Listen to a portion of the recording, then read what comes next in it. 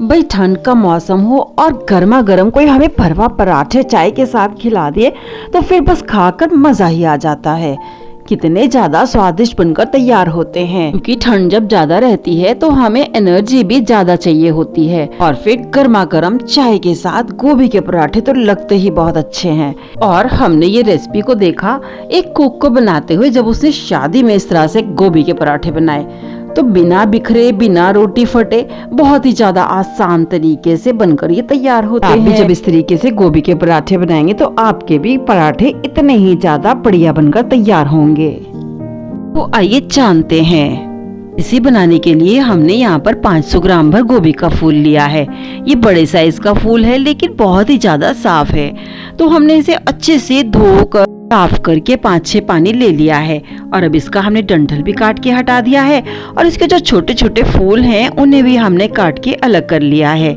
पानी से फिर से अच्छे से हमने इन्हें धो कर लिया है। अब इन्हें छन्नी में छान कर ले लिया है ताकि इनका एक्स्ट्रा पानी निकल सके। और अब हमने इन सारे ही फूलों को अच्छे से ग्रेट कर लेना है। बड़े वाले ग्रेटर से हमने इसे ग्रेट करना है, ये आसानी से कद्दूकस हो सके।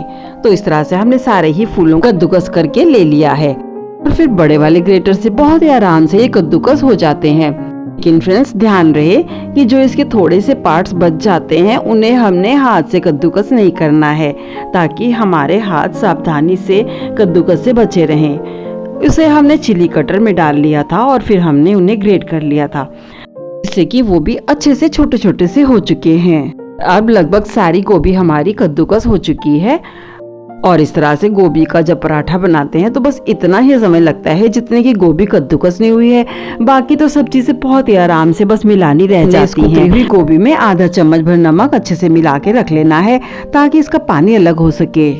कि थोड़ा सा हम पोर्शन एक मुट्ठी भर हाथ में लेंगे और इन ग्रेट किए हुए गोभी के फूलों को हमने अच्छे से दबाते हुए इसका हमने पानी निचोड़ लेना है कि गोभी का पानी अच्छे से इससे अलग हो सके, कि जब हम इसे भरवा पराठा बनाए तो हमारा पराठा बिल्कुल भी ना फटे। यही गोभी को इस तरह से थोड़ा थोड़ा करते हुए हमने निचोड़ के अच्छे से रख लिया है। और अब इसमें हमने मिला दिया है गोभी के स्वाद को 4 गुना बढ़ाने के लिए एक मीडियम साइज का प्याज, 2-3 हरी मिर्च और थोड़े से हमने मुट्ठी भर यहाँ पे धनिया को डाला है।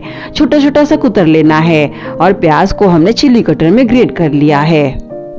और अब इसमें मिला दिए हैं कुछ सूखे मसाले। इसमें हमने डाला है लगभग 1.5 चम्मच नमक, 1 चम्मच हमने घर का भुना पिसा धनिया और 1 चम्मच हमने भुना पिसा जीरा ले लिया है। और अब प्याज, हरी मिर्च, धनिया और सारे सूखे मसालों को हमने इस कुतरी हुई गोभी में मिला दिया है। और इसके साथ ही हमने सारे सूखे मसालों को भी मिला दिया है। सभी चीजों को चम्मच की सहायता से हम मिलाते हुए अच्छे से सभी को मिक्स कर लेना है, जिससे कि सारे मसाले और प्याज, हरी मिर्च और धनिया, सारी ही चीजों का भरपूर स्वाद हमारे गोभी पराठे में आ सके। तो भाई अब गोभी का मिश्रण तो सारा हमारा मसालों के साथ बनकर अच्छे से तैयार हो चुका है। तो अब बारी आती है पराठे को बेलने की।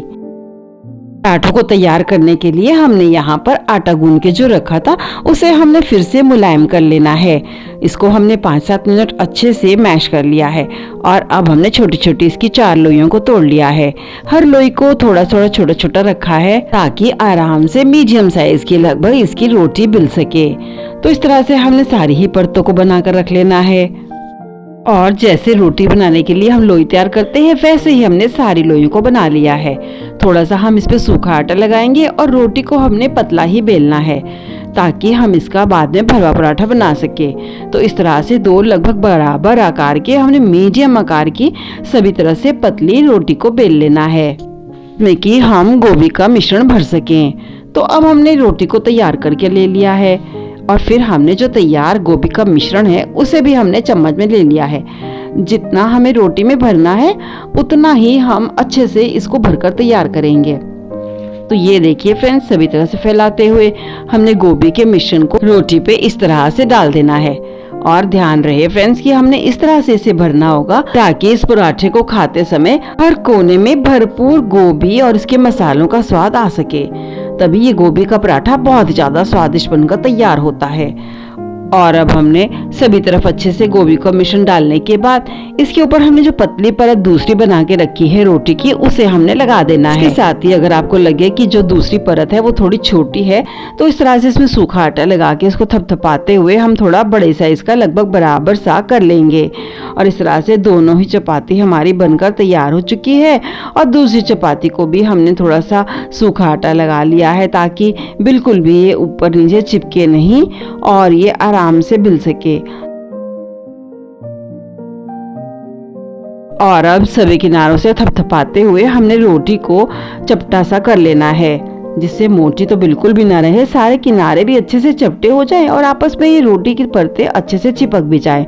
और इस तरह से हमने जो गोभी का मिश्रण भरा है वो इस तरह से इस पे बना रहता है। थोड़ा सा सूखा आटा लगा दिया है और फिर हम इसको बेलन की सहायता से हल्का हल्का सा बेलेंगे।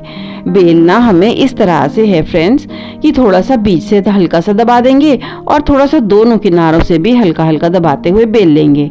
और इसी तरह से फिर से रोटी घुमाएंगे और दूसरी तरफ से इस तरह से हमें किनारों को बेलन चलाते हुए थोड़ा सा पतला कर लेना है और बीच से भी हमें इसे थोड़ा सा बेलन से पतला कर लेना है ताकि सभी तरफ से सेकते समय अच्छे से हमारा पराठा सिक सके और किसी भी तरफ से ये कच्चा बिल्कुल भी ना रह जाए। तो इस तरह से हमने सभी तरफ से बराबर सा पराठे को बेल कर ले लिया है और अब हमने तवा जो गर्म करने के लिए रखा है मीडियम आंच पे, उसको हमें देख लेना है। हमारा अच्छे से गर्म हो चुका तो थोड़ा सा इस पे घी हमने चुपड़ दिया है जिससे कि पराठा हमारा बिल्कुल भी चिपके नहीं और सभी तरफ से एक जैसा सिककर तैयार हो। तो अब ने इसको 2-3 मिनट इस तरह से रहने देना है और फिर दूसरी तरफ हमने इसको पलट देना है ताकि दूसरी तरफ भी सुनहरी भूरी सी हो सके। और अब हमने इसको 2 मिनट के लिए एक तरफ अच्छे से जब सिक चुका तो इसको हमने पलटकर दूसरी तरफ भी सेक लेना है।